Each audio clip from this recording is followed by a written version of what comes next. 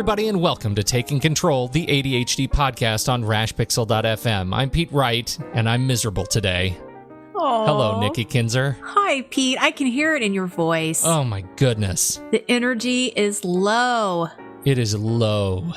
It is low. I don't even know what I'm doing. I'm doing a little cleanse because I've let myself go. You know that feeling when you just let yourself go, and that's my problem right now. I have let myself go all to hell, and I've gained too much weight, and I eat way too much sugar, and I'm feeling it, and I need to cleanse it. So I'm on day 2 of my sugar cleanse, and I am miserable. Oh, Nikki. So you have a problem.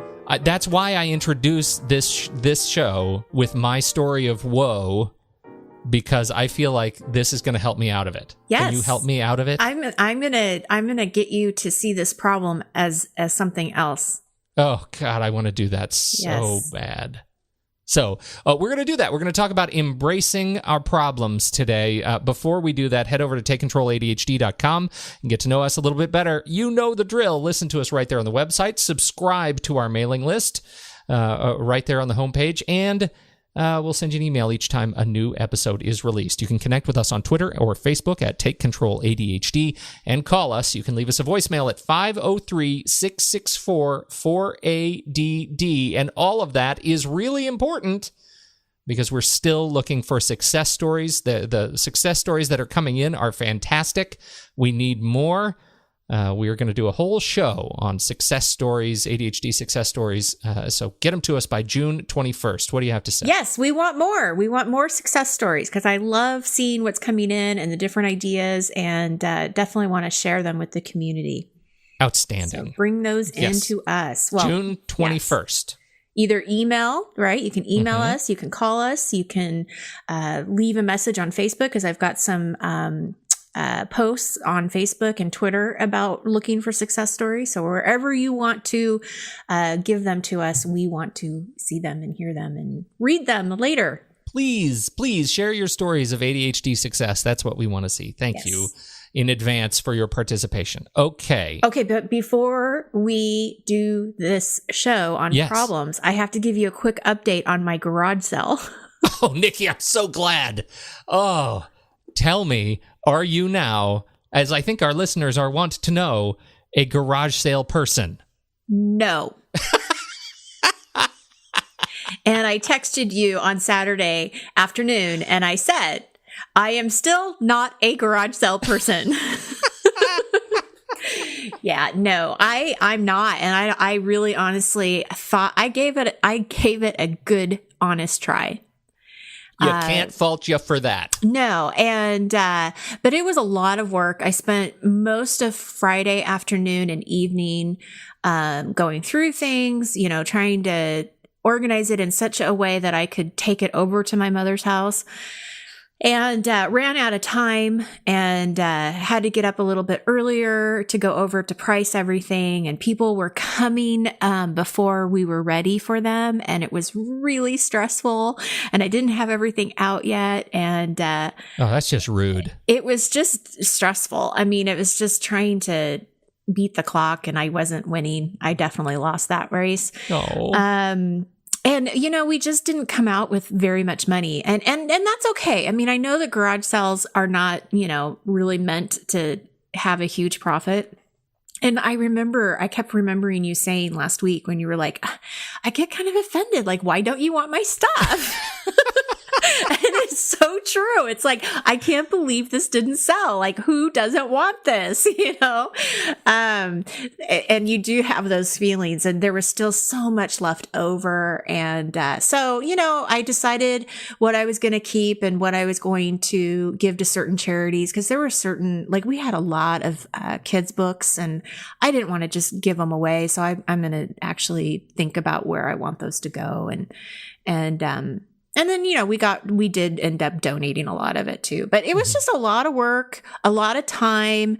And it wasn't something that I really care to do again.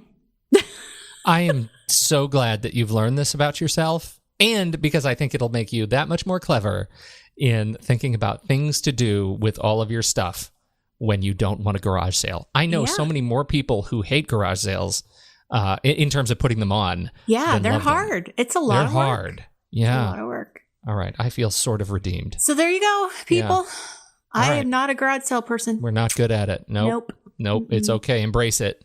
Yep. Embrace the problem. Embrace the problem. But I don't even look at that as a problem. I've accepted now it. Now it's a badge of honor.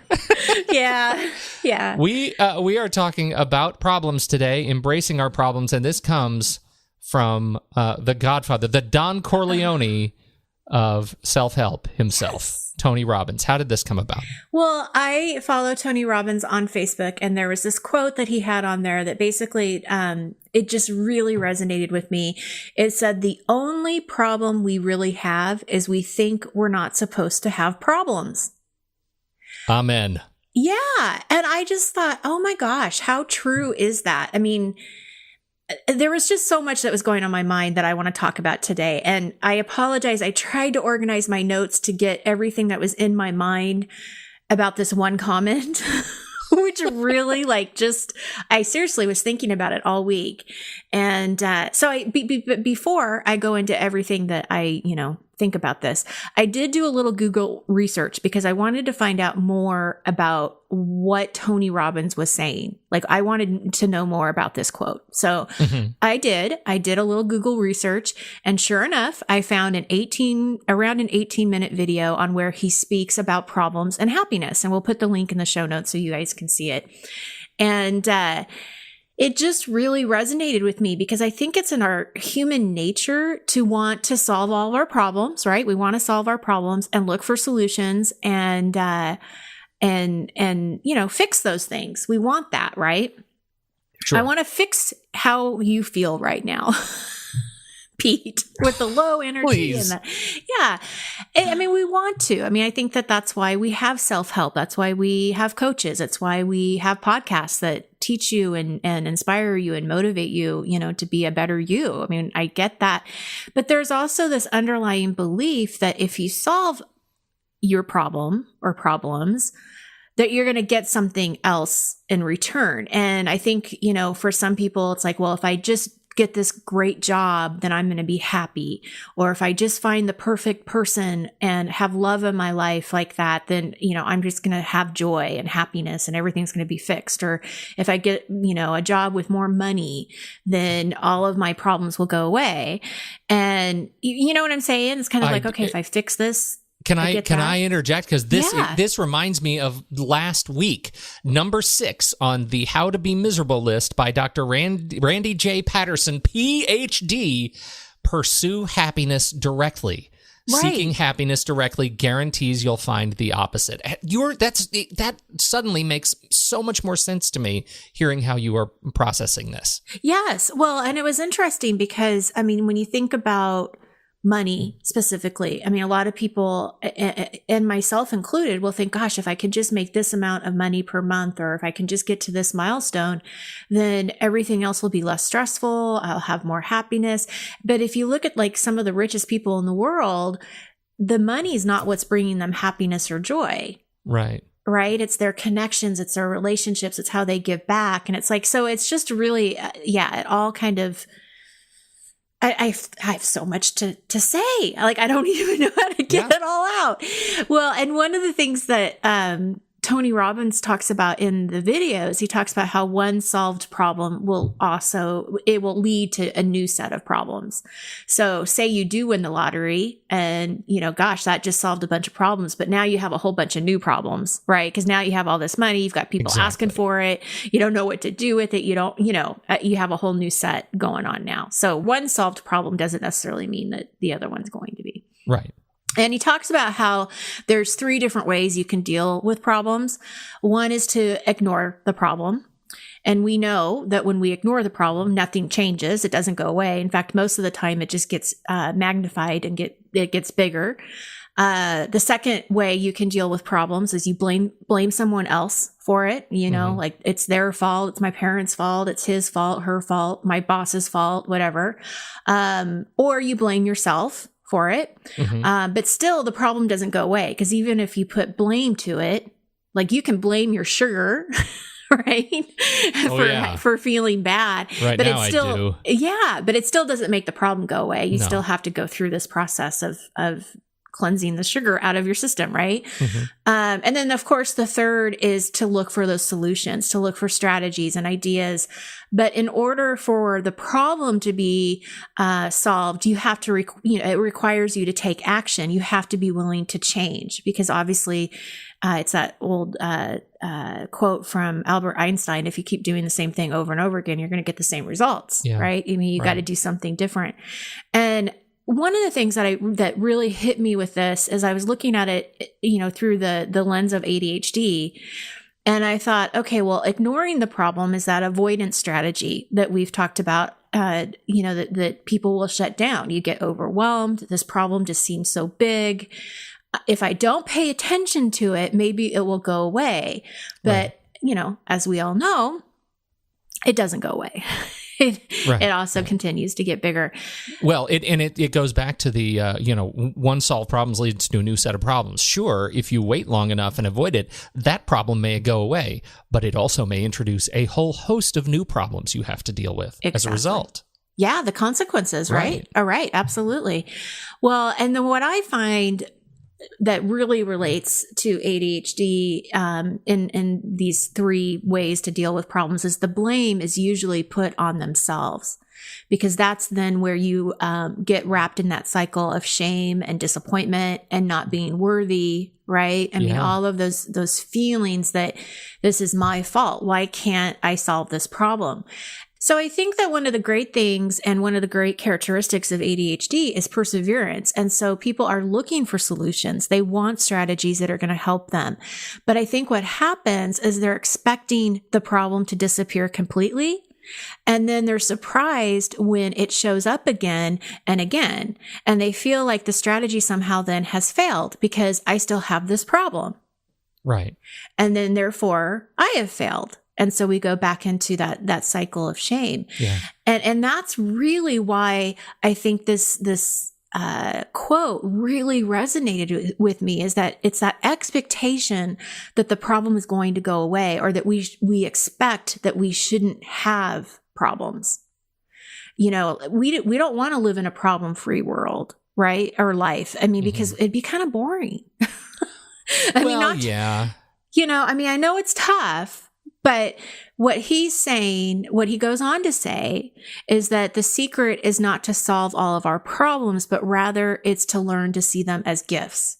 There I need you to talk more about that, because I am right now feeling like crap. Not feeling like my problem is a gift. I am feeling like I have poisoned myself systematically over the last several years, to the point where I'm sick.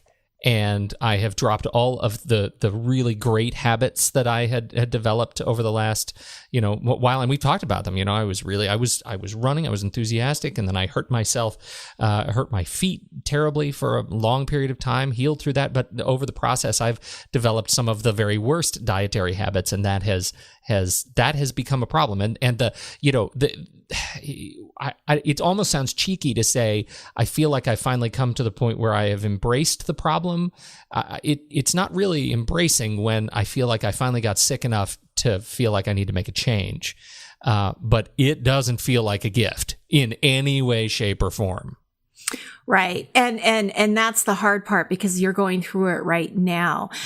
But what I want to say, and what I believe in, is that you're doing yourself, or you're going through this because you need to take care of yourself. That's the gift. It's not easy, and it's not supposed to be necessarily. But the gift is that you are taking this opportunity to say, okay, enough is enough, and I need to do something different. I'm going to grow from this. I'm going to learn from this experience, and I'm going to do something that matters now. Going forward, it doesn't matter why the habit stopped. It doesn't matter what happened. That's in the past. You can't change it. But what I would have you focus on is what you're doing right now to make this a big difference to you. How is this going to change you after you get through the next couple of days where you really feel crummy? Yeah. But the gift is at the end, Okay. So let's regroup in about 6 months. Yeah.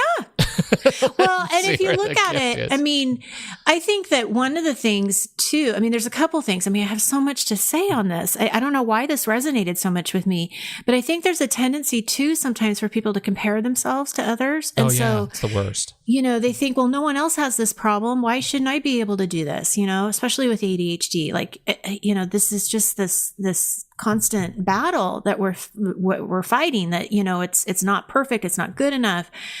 All of these terrible things are going on. And, I think that it's perspective too, because you got to look at, it's a hard time, but what's going to happen? Like, can I get through this? Well, you can get through it. This is going to make you stronger. It's going to make you, more compassionate to other people, because you're going to see other people that are going through challenges, and maybe you won't be so quick to judge. Mm-hmm. Oh, true. Very true. I just want to highlight one of the challenges, just because I'm in the middle of living it and sort of spent the early morning, deep in the bowels of it, which is that when you are stuck in a place where you're feeling like there's a problem, or you're trying to overcome a challenge, it is so easy to let that kind of comparison take over, right? It's really easy to, like, I spent the morning looking at YouTube videos of tours of other filmmakers' studios, as I'm, about to post a new short film to the internet. Like, it's pretty easy to stop and say, well, look at how successful they are. Oh, well, I guess I should go eat a box of donuts. Mm-hmm. And that's just because I'm right, as you say, I'm right in the middle of it, and I'm feeling crummy, and I'm trying to stay super, super present in the reality of what is ultimately negative circular logic. And that's hard to do. And I sort of want to say it out loud. It's hard to do, and it's okay that it's hard to do, and it should be hard to do if eventually I'm going to come back around that this is a gift. I know. This is me trying to be super optimistic. But it's interesting because, like, there's been in my life, I mean, I remember going through some really difficult challenges with my husband's health. And, there were times where he was really sick, and, I was very helpless. There wasn't anything that I could do to help him or make him feel better. And, I think that the support around me, I had one particular person that was really resonated with what I was going through. And one of the things that she said to me, she's like, just remember, everything's going to be okay. It's all going to turn out okay. And you have to have kind of that leap of faith when you're in the middle of it, when you're really struggling with something that's, really tough, that having that confidence, I don't know if it's confidence or just faith, I think is probably a better word, that you're going to get through it, and it will become a gift in some way. And I'm not saying that, it's tricky because, right? I mean, okay, what does gift mean? Like, well, if I've lost a bunch of people in a short period of time, how is that a gift? Like, that's not going to feel like a gift. So I get that this isn't going to apply probably to everything. And nothing does. I mean, nothing is whole like that. I mean, there's always exceptions and stuff. But I think if we can just, with ADHD challenges, the ones that I see most often in my work, is if we can get to a point where we're not necessarily expecting them to go away, but know that deep down, you're doing the best you can. You know how to manage it, and you're figuring it out. It's a work in progress. It's not going to be perfect, and that's okay. And being okay with that, and accepting that this is how you do certain things, and that's okay, because that sets you free. I think, again, it's like it's that push of trying to compare yourself to somebody else. Let's stop doing that. And accept, what's going on. I'm doing what I can, and take away the judgment and the shame. Like, I heard shame and judgment when you were talking about how did this happen where I was doing all of this and now I didn't. Yes. Oh, There's I living right underneath it. Yeah. And so I think, acknowledging that and seeing that that's happened, but now what do you do going forward? Yes. What can you learn from this? What has happened or shifted in your life that, this can be a gift. I can go through this cleanse. I can start getting back into my routine, and I can start doing this again and not feel bad about what did or didn't happen, in the last year or so. Well, and what I do, my sense memory of the whole experience, and this is the lesson for me that I have to keep in my head, is that once I get over this first hump and clear the sugar out of my system for, 3-5 days a week, I'm suddenly allowed to see more clearly, about the journey. Mm-hmm. And my head clears and my body doesn't ache as much, and my energy is, much better, sort of metered. And then I can start to see maybe there is a horizon out there where this feels like a gift. Today, day 2 feels pretty bad. Yeah.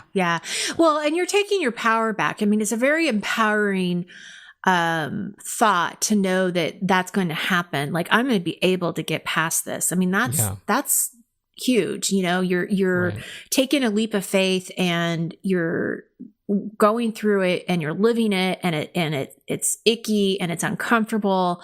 But you see, just by what you just said, that I know this is going to turn out different. It's going to be okay. And I've been listening to a great book that was recommended by one of my clients. It's called The Book of Joy. Mm-hmm. And it's a conversation about joy between the Dalai Lama and Archbishop Desmond Tutu. Mm-hmm.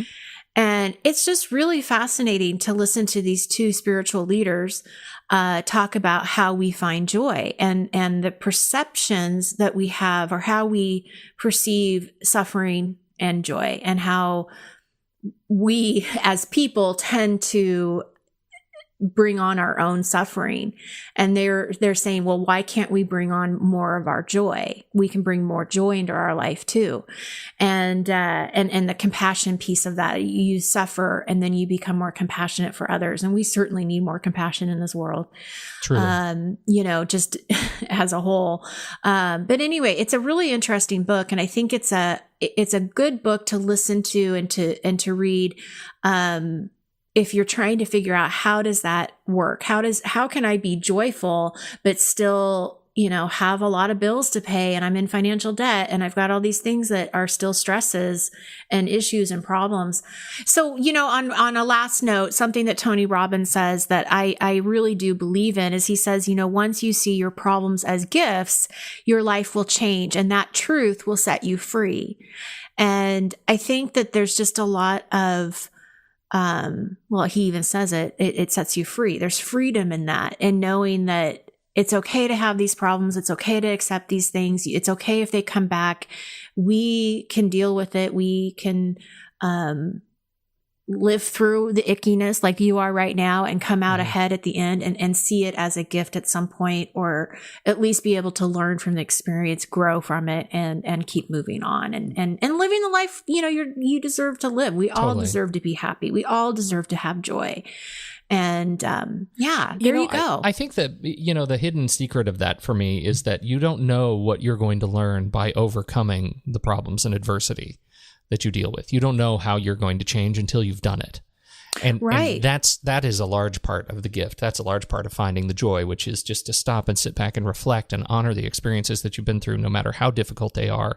And, I just finished working on a project with a mom whose son was born with Down syndrome and autism. And, she'd already had 2 kids that were a little bit older, and she was just faced with this, oh my God, I don't know how to be a mom to this experience. I don't know how to do this. And that was and she ended up becoming one of the most incredible advocates.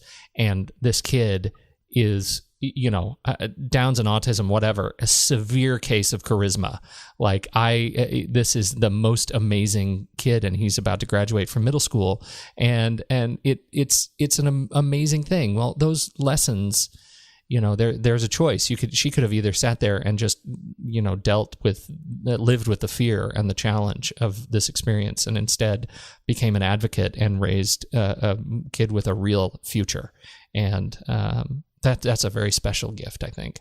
And that's one of those things that I'm thinking about right now. Like, yeah, I can lose some weight. This isn't that hard. and I love that you're saying that it's a choice that she made, because I think that that's really a lot of where, that's a lot of what I'm finding when I'm listening to the Book of Joy, is that it is a choice. And I think that that's where when this quote first really resonated with me, it was like, okay, how do we get to that point where we feel like it's a choice that, okay, what do I do about this? How do I look at this differently? And so I think that the choice is definitely, it's that there's something there to reflect on.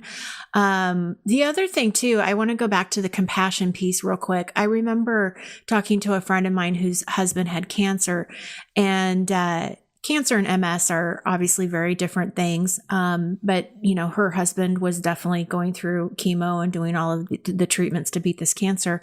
And so after I talked to her about how he was doing, how he was feeling, I asked her, I said, "How are you doing?" And she just looked at me for a second and she started bawling. Because I don't think that anyone has really asked her how she was doing. Right. I wouldn't have known to have asked that question if I wasn't a caregiver for somebody else that was going through something similar. Right. And so we can do that. We can connect with other people by these things that are heavy and dark and scary, but we can also help somebody else with just a simple question that, you wouldn't have known to ask if you hadn't experienced something similar. That's beautiful. There's a little bit of heavy stuff, but hopefully ending on a high note, everybody. Please go check out this Tony Robbins video. We put a link in the show notes, and we'll embed it on the website at takecontroladhd.com. We hope you'll take some time to check on that and reflect on your own, let's say, gifts. We'll just call them gifts. And it's going to be a gift, Pete. I promise. I'm going to pull you out of this, buddy. Oh, God, I need it. The hole is closing in around me. It's so dark. We're here to support you. All I see is Snickers and Starbursts. No. They say that once you cut the sugar, the cravings start to go away. That's what I'm looking forward to. Yeah. Oh, hallelujah. So that's it. I'm going to be going through that this week. I hope you all will look at this Tony Robbins video and reflect on your own challenges and send us your success stories. Maybe this gives you some inspiration, some fodder, some grist for the mill for thinking about your own success stories and in looking at your ADHD as a way to bring you happiness and gifts in your own life. Thank you so much, Nikki Kinzer. On behalf of Nikki, I'm Pete Wright, and we'll see you next week right here on Taking Control, the ADHD podcast.